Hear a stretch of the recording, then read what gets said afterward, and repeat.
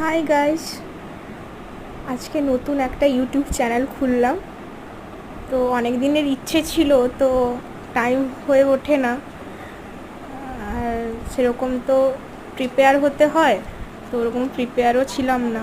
তো আজকে ইচ্ছে হলো যে না, একটা শর্টস বানাই, তো বানালাম।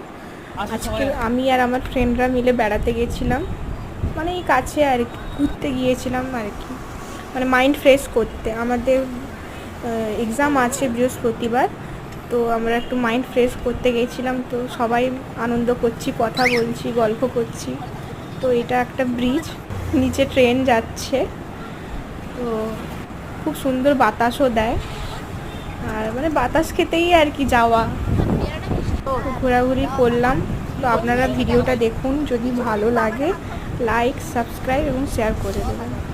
টাটা।